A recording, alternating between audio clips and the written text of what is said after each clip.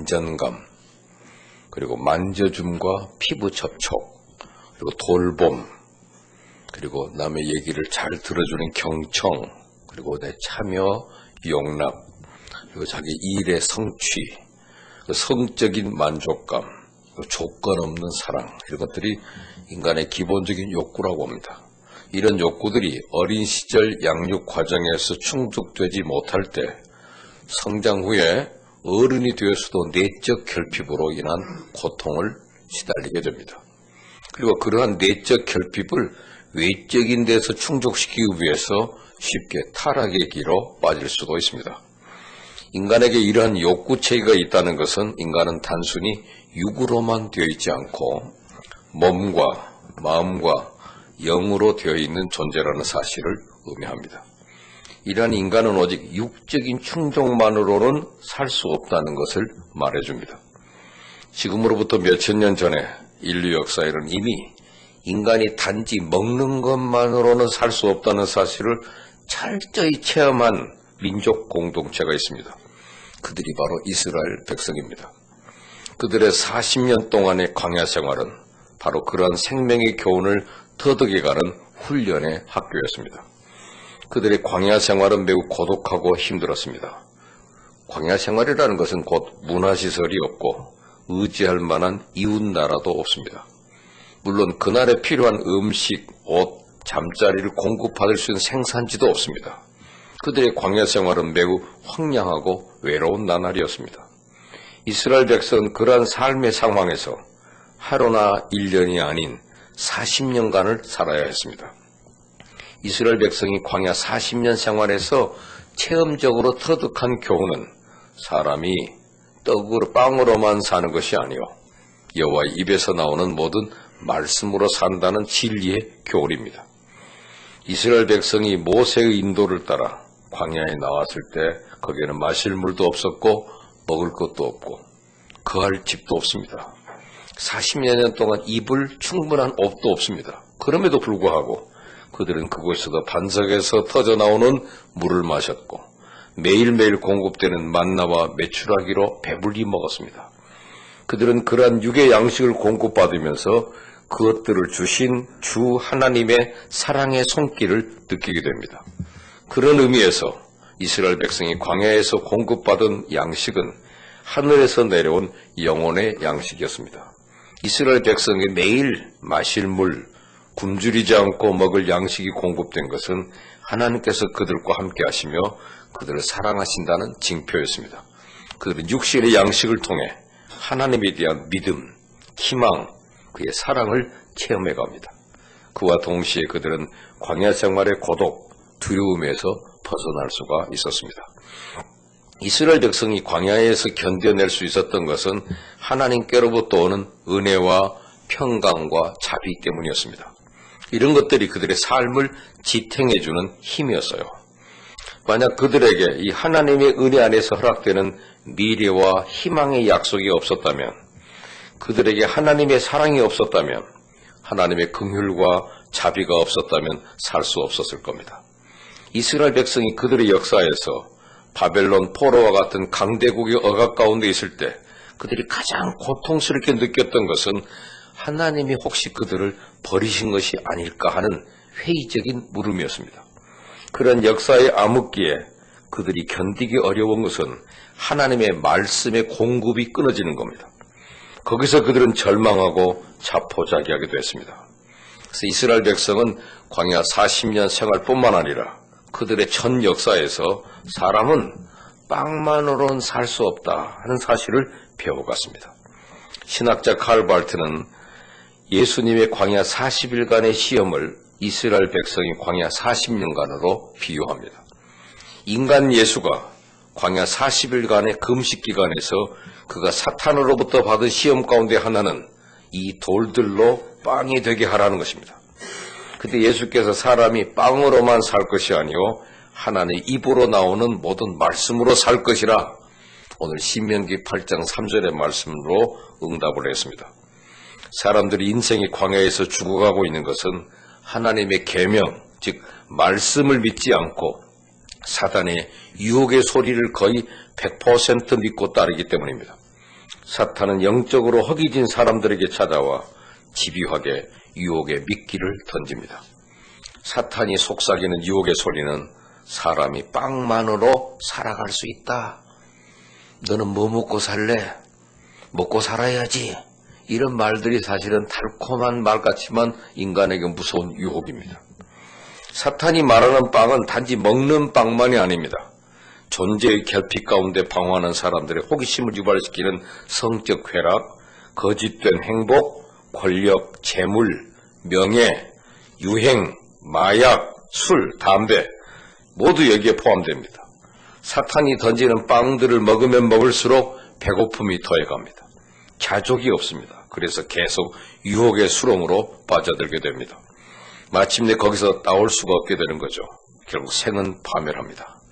사탄은 세속문화라는 화려한 가면을 쓰고 내적인 문제로 생긴 삶의 고통스러운 문제들을 육적인 쾌락으로 또는 마약과 알코올 같은 것으로 대체할 수 있다고 속입니다. 세속문화가 우리에게 공급해주는 양식들은 아무리 먹어도 자족이 없습니다. 오늘의 세속문화는 인간이 육적인 쾌락만으로 충분히 인생을 행복하게 살 수 있는 것처럼 세뇌시키고 있습니다. 그러한 미끼로 존재의 결핍 가운데서 몸부림치고 있는 사람들은 깊은 유혹의 수렁에 빠져들게 됩니다. 그렇기 때문에 예수님은 하나님께 오늘 우리에게 일용할 양식만 주십시오라고 기도하겠고 시험에 빠지지 않게 해주시고 다만 악에서 구해달라고 기도하도록 가르쳐 주었습니다. 일용할 양식은 단순히 음식물만이 아닙니다. 거기에는 존재의 의미, 희망, 목적, 일, 땅, 평화와 같은 인간이 인간답게 존재하는 데 필요한 모든 것들이 포함됩니다. 유다왕 우시야 시대 드고아의 목자 아모스가 일찍 이스라엘 백성에게 외친 예언적인 말씀이 있습니다. 주 여호와의 말씀이니라. 보라, 날이 이를지라. 내가 기근을 땅에 보내리니 양식이 없어 주림이 아니며 물이 없어 가람이 아니요 여호와의 말씀을 듣지 못한 기갈이라 그랬습니다. 우리가 목회하면서 늘 부인할 수 없는 사실은 마음의 병으로 고통받고 있는 사람들에게 자신의 문제가 무엇인가, 자기가 누구인가를 보게 해주고 깨닫게 해주는데 좀 심리학이라는 학문적 도구도 매우 유용하다는 걸 압니다. 그러나 마음의 병으로 고통받는 사람을 근본적으로 치유하고 일으켜 세워주는 것은 하나님 말씀이라는 것입니다. 그들은 어린 시절부터 하나님께나 부모나 이웃을 통해 공급하시는 사랑, 격려, 위로, 칭찬, 인정, 지지와 같은 영적 차원의 양식을 먹지 못한 사람들이 고쳐지지 않더라고 말이죠. 영적 양식을 먹는다는 것은 체험하지 못한다는 의미도 됩니다. 그들에게 필요한 것은 하나님의 용서의 말씀, 위로의 말씀, 희망의 말씀, 사랑의 말씀이라는 영양소가 필요합니다.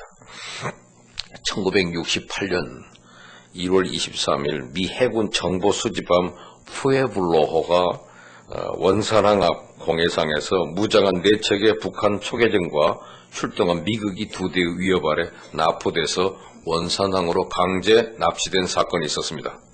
그리고 나서 사건 발생 11개월 만인 1968년 12월 23일, 그러니까 1월 23일 날 납포되어 갔다가 12월 23일 날 돌아오는데 82명의 생존 승무원과 시체 한 구가 판문점을 통해서 돌아오게 됐습니다. 11개월 동안 푸에블로호 승무원이 억류 생활 가운데 있을 때 그들에게 아무것도 읽을 것이 배부되지 않았답니다. 그들이 억류 생활은 이스라엘 백성이 경험한 광야 생활 못지않은 불안과 공포와 고독의 나날입니다. 그러한 가운데 그들은 가치 있는 동료들과 함께 저들이 기억하고 있는 성경 구절을 벽에다가 적어놓고 그 성경 구절을 매일매일 읽고 묵상하면서 그 힘든 억류 생활을 극복해 나갔습니다. 한치 앞도 내다볼 수 없는 그 암흑 생활에서 승무원들은 하나님의 말씀으로 견뎌낸 겁니다. 얼마 전에 어떤 목사님이 항암 수술을 하고 항암 치료를 23번을 받는데 그때마다 그 한 번의 고난 때마다 성경 말씀 하나를 가지고 암송하면서 이겼다고 그러더라고요. 그 말씀 속에서 하나님 말씀을 묵상하고 그 말씀을 암송하고 그 말씀을 생각하고 있다 보면 그 고통의 과정을 이겨냈다는 얘기를 간증을 들었습니다. 오늘 푸에블로의 승무원들은 자기가 기억하고 있는 성경 말씀, 한 사람을 여러 사람이 있으니까 88명이니까 자기들이 기억나는 것을 다 거기다 적어놓고 그 한 절 한 절 그걸 외우면서 그걸 암송하면서 그 의미를 캐악하면서 그리고 그때를 견뎠다는 얘기죠. 여러분, 사랑하는 성도 여러분, 사람은 떡이라고 말이 번역됐습니다만은 좀 말이 잘못됐다고 생각이 돼요. 우리나라 사람도 떡만 먹고 사는 사람이 아니잖아요. 우리도 밥 먹는 건데 서양 문화에서는 빵이라고 하는 게 나을 것 같아서 빵으로 번역을 했습니다. 오늘 3절에 너희들이 빵만으로 사는 존재가 아니다는 거. 사람은 하나님의 형상대로 지음을 받은 피조물이기 때문에 하나님의 입으로부터 나오는 영혼의 양식인 말씀으로 살아가는 것입니다. 하나님 말씀은 그것 자체가 사랑과 위로와 책망과 교훈과 격려와 능력과 희망입니다. 그 말씀이 인격이 되어 우리 가운데 계셨기 때문에 이 말씀을 안고 살아야 된다는 것이 오늘 이 3절에 나와 있는 아주 중요한 말씀입니다. 사람이 뭐죠? 떡이란 말 대신 빵으로만 사는 것이 아니요 여호와 입에서 나오는 모든 말씀으로 사는 줄을 네가 알게 하려 하심이라. 이것을 철저히 깨달아야 됩니다. 전 이번에 그 11월 6일 날 저희 어머님 돌아가신 지 5년이 돼서 그 어머니 묘지에 갔어요. 가니까 감회가 새롭죠. 저희 아버지가 꼭 45년 전에 돌아가셨고 우리 어머니가 돌아가시 5년이 되더라고요. 그럼 아버지 돌아가실 때 제가 고등학교 3학년 올라갈 텐데요. 어떻게 살까 앞길이 캄캄해서요. 아버지가 없이 앞으로 인생을 어떻게 사느냐. 진짜 캄캄한데 아버지가 돌아가시면서 저보러 내 가족을 책임지라 그러시더라고요. 제가 막내 아들인데 왜 내가 책임져야 됩니까? 멀쩡히 형들이 다 있는데 저는 7남매 5번째인데 제가 왜 책임을 져요? 그런데도 네가 책임을 져라 그러더라고요. 그리고 아버지가 54세에 돌아가셨어요. 그리고 돌아가신 지 진짜 45년 만에 그 앞에 섰는데 보니까 저도 할아버지가 됐더라고요. 벌써 제가 45년이 지난 사이에 할아버지가 되고 그래서 우리 인성이 태어났다고 하더 이 얘기 보고도 하고 그런 얘기하면서 우리 어머니가 돌아가신 물론 5년이 됐는데 그는 그거 40년, 45년 텀에 그래도 굶주리지 않고 그때는 제가 몸무게가 45kg 있는데 지금 90kg 됐으니 2배나 됐고 지내온 인생을 돌아보니 참 하나님이 주신 은혜가 참 커서 이렇게 잘 지내왔다는 건데 보면 빵으로만 산 건 아니었다는 사실을 그때도 주신 계속된 공급된 말씀 우리가 알거니와 하나님을 사랑하는 자 그때대로 부르심을 입은 자에게 모든 것이 합력하여 선을 이룬다. 그 말씀들을 생각하면서 그 말씀을 의지하고 살아왔던 그 생이 지금까지 내 생을 살게 했다는 고백을 하게 됐습니다.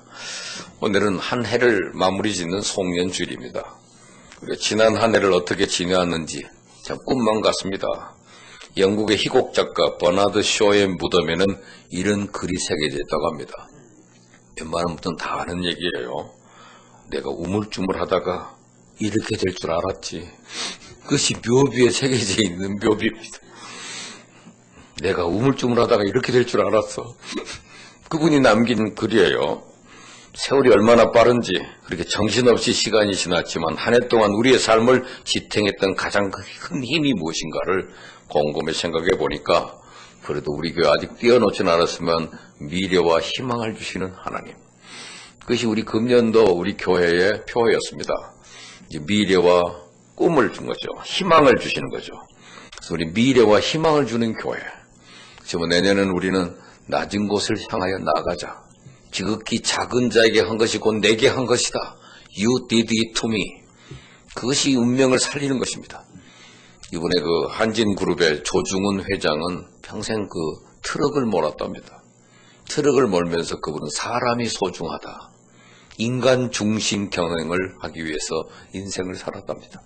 근데 그의 손자 재벌 3세는 인간을 경시했다는 것 때문에 얼마나 사회적인 요즘 그렇지 않은 사람이 누가 있겠어요? 오늘 웬만하면 다 자기는 여기서 당하면 다른 데 가면 또 갑질합니다. 갑질을 서로 주고가는 이런 사회에서 그 사람이 오늘 샘플이 돼서 대한민국 국민에게 조현아 효과가 일어나서 이제 사람을 함부로 대해서는 안 되겠다. 그런 정신이 생겨진다면 오히려 더 긍정적인 결과가 나오려고 생각을 합니다.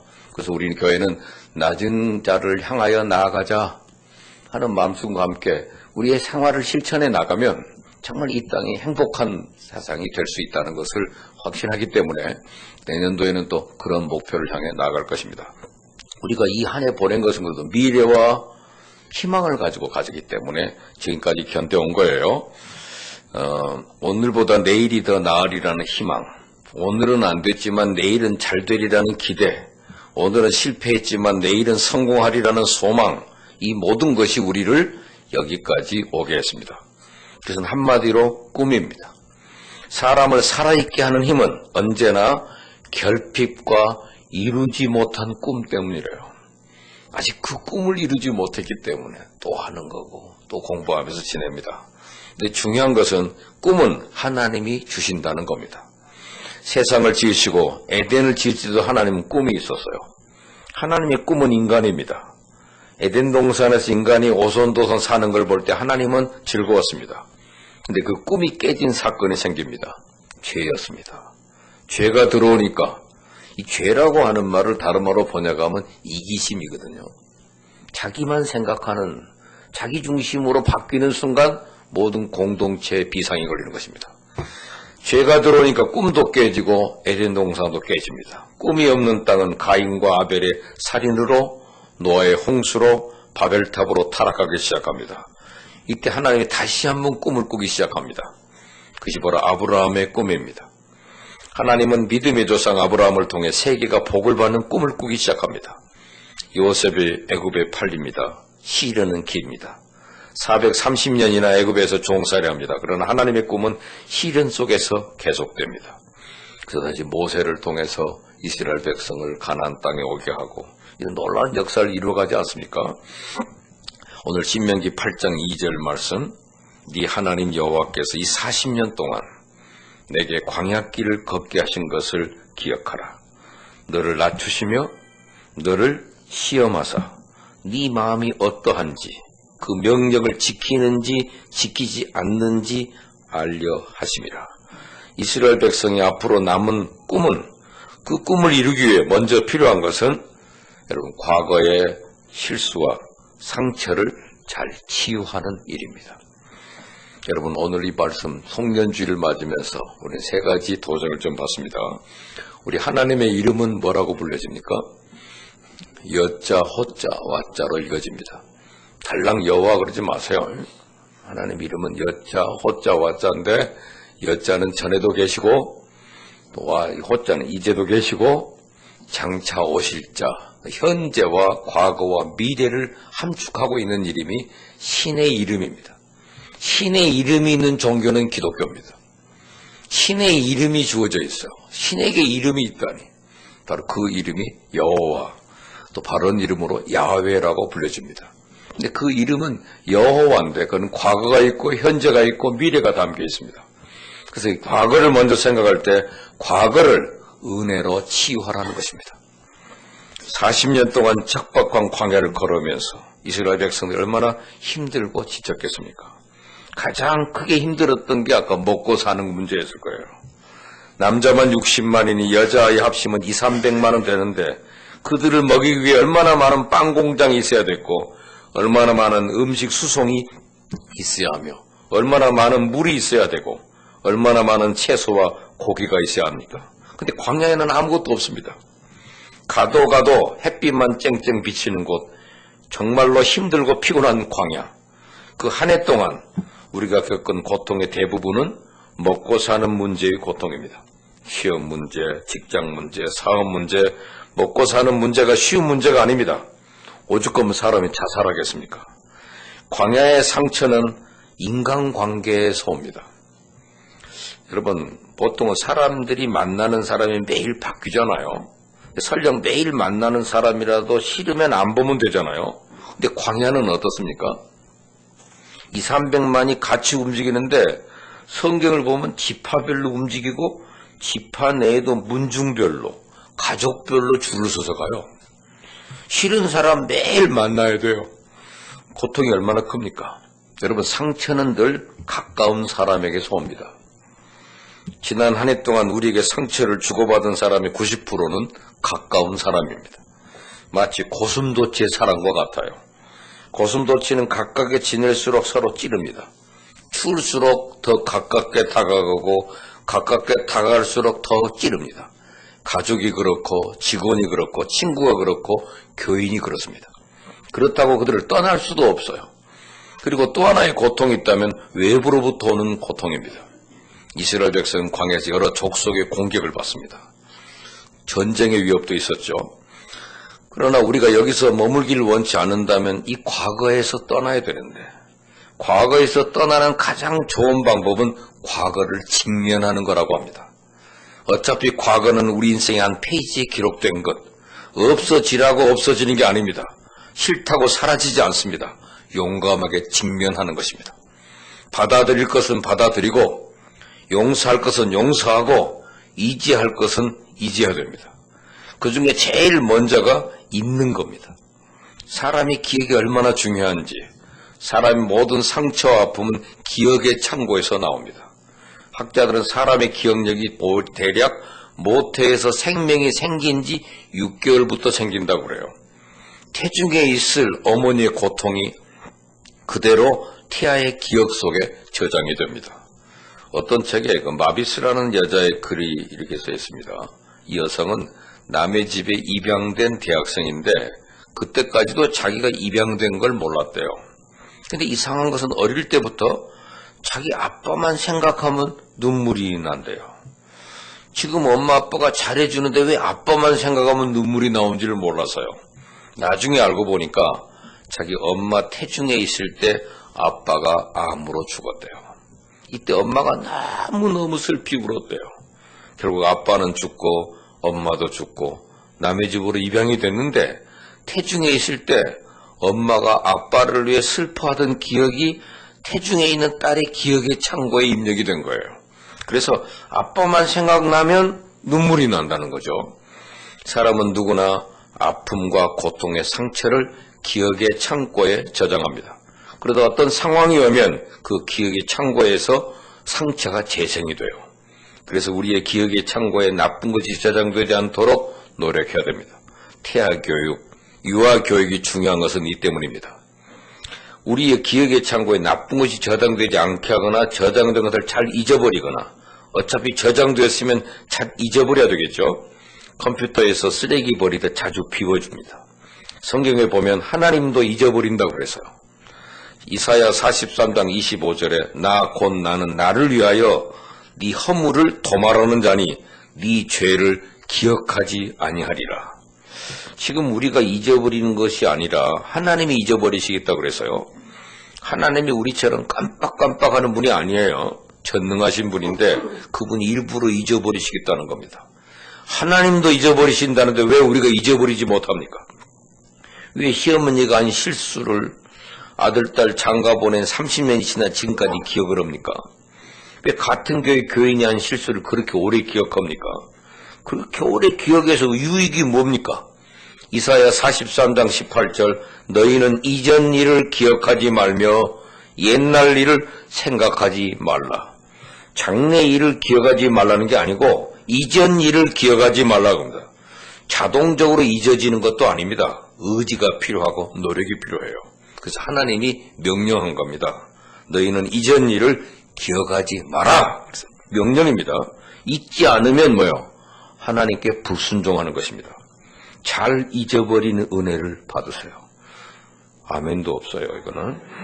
어제 당한 마음의 상처, 밤에 잠자고 나면 싹 잊어버리는 은혜를 받으십시오. 은혜는 돌의 색이고 상처는 모래의 색이라 그랬죠.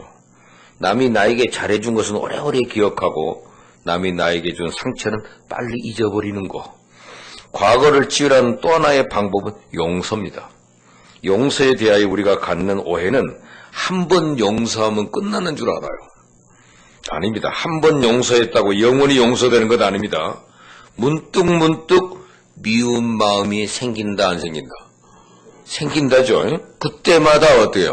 용서하라는 것입니다. 또 하나의 원해는 내가 용서한 사람이 내 용서의 결과로 달라지기를 바라는 것도 오해입니다. 그 달라지건 안 달라지거든 우리는 그냥 용서하라는 거예요. 내가 용서한 뒤에도 안 달라질 수 있습니다. 그렇다고 내 용서가 의미가 없는 것이 아닙니다. 누구나 과거가 있지만 과거가 나의 미래를 발목 잡게 해서는 안 된다는 사실입니다. 과거를 잊고 용서하라. 두 번째는 현재를 하나님의 눈으로 해석하라는 것입니다. 꿈을 향해 나갈 때 우리 앞을 가로막는 또 하나의 장애물은 현재입니다. 과거는 우리에게 상처를 주지만 현재는 우리에게 고통을 줍니다. 이스라엘 백성이 그랬습니다. 40년 광야를 지나면서 많은 고생을 했습니다. 2절에 보니까 너를 낮추시며 너를 시험하사 3절 너를 낮추시며 너를 줄이게 하시며 이스라엘 백성은 광야에서 힘들고 굶주렸습니다. 4절에 보니까 의복이 헤어지고 발도 부르텄습니다. 모든 백성이 육체적 정신적으로 고통을 당했습니다. 5절에 하나님의 징계도 있었습니다. 훈련도 받았다고 말입니다. 훈련은 하나님이 우리를 힘들게 하는 첫 번째 이유입니다. 지난 한 해 우리가 경제적으로도 힘들었습니다. 어렵지 않은 가정이 없습니다. 경제가 어려운 이유는 다양합니다. 그러나 성경적으로 보면 하나님이 우리를 훈련하시는 과정입니다. 우리가 가난할 때 부유하게 사는 훈련이 어렵겠습니까? 풍요로울 때 가난해지는 훈련이 어렵겠습니까? 풍요로울 때 가난해지는 훈련이 더 어려워요. 차라리 가난할 때 부유하게 사는 것이 더 낫습니다. 없어도 있는 것처럼 사는 훈련이 가난할 때 부유하게 사는 훈련인데 어려울 때 잘 참고 견디면 부유할 때 실족하지 않아요. 어려울 때 인내하고 기도하면 잘 나갈 때 타락하지 않습니다. 훈련과 함께 또 하나의 이유가 있습니다. 6절에 뭐라고 그랬습니까? 내 하나님 여호와의 명령을 지켜 그의 길을 따라가며 그를 경외할지어다 그랬습니다. 훈련과 경외, 이것이 우리가 현실에서 당하는 고난의 이유입니다. 어떤 치매 노인 얘기를 읽었는데 오랫동안 믿음으로 살아온 한 노인이 어느 날 성경 구절 하나를 암송했습니다. 디모데전서 1장 12절 이로 말미암아 내가 또 이 고난을 받되 부끄러워지 아니함은 내가 믿는 자를 내가 알고 또한 내가 의탁한 것을 그날까지 그가 능히 지키실 줄을 확신함이라. 상당히 긴데 어떻게 외웠을까요? 이 말씀이 너무 좋아서 여러 번 읽고 또 읽어서 암송을 했습니다. 몸이 아프고 연약해져도 이 말씀을 묵상하는 것이 그에게 큰 힘이 됐어요. 근데 늙어가면서 점점 기억력도 사라지고 몸도 쇠약해지면서 이 말씀을 다 암송을 못해요. 그래서 마지막 구절만 암송합니다. 내가 의탁한 것을 그날까지 그가 능히 지키실 줄을 확신함이라. 그러다가 돌아가시기 전 마지막 2주 동안에는 몸과 정신이 모두 쇠약해져서 이 말씀을 다 잊어버리고 단어 하나만 딱 기억했답니다. 뭘 기억했을까요? 그가 마지막 숨을 거두기 몇 시간 전부터 그는 그 단어만 계속해서 중얼거립니다. 그가 그리고 그는 숨을 거뒀습니다. 고난은 그런 것입니다. 우리가 이것저것 욕심 많게 관심하던 것 고난을 통해 하나씩 두씩 버리고 딱 하나만 붙들게 됩니까? 그가 누굽니까? 하나님입니다. 오직 우리의 삶의 그 복잡한 것들 다 가지쳐 없애고 단 한 가지에 집중하게 되는 것, 그것이 하나님이 오늘 우리에게 주신 고난이 주는 의미입니다. 여러분들 오늘의 고난을 통해 하나님만 붙들길 바랍니다. 오늘 그 본문 1절부터 10절에 하나님 여호와라는 말이 무려 8번 나옵니다. 초점은 고난이 아니라 하나님이에요. 하나님을 기억하자고 말이죠. 마지막 미래의 꿈에 집중하라는 것입니다. 과거의 상처를 치유하고 현재의 고난을 하나님의 눈으로 보기 시작하면 그때부터 미래가 보입니다. 과거의 발목을 잡고 현재의 장애물이 미래를 가로막을 때 미래가 보이질 않아요. 그러나 과거를 은혜로, 현재를 선물로 받으면 미래는 하나님의 약속이 됩니다. 7절, 8절 그 유명한 약속이죠. 네 하나님 여호와께서 너를 아름다운 땅에 이르게 하시나니 그것은 골짜기든지 산지든지 시내와 분천과 샘이 흐르고 밀과 보리의 소산지요 포도와 무화과와 성미와 감람나무와 꿀의 소산지라. 이것을 바라보게 하는 것입니다. 아름다운 땅. 이스라엘이라는 나라가 그렇게 아름다운 나라는 아닌데 거기서 오래 살다 오신 분들은 그러더라고요. 살아보니까 참 아름다운 땅이다 하는 생각이 든대요. 왜 그러냐 했더니 그 구석구석이 다 신앙의 발자취가 있기 때문에 아름답다는 겁니다. 하나님의 눈으로 보니까 아름답다는 거죠. 꿈은 미래를 아름답게 보는 것입니다. 하나님의 눈으로 매사를 보면 아름답습니다. 똑같은 사물도 아름다워집니다.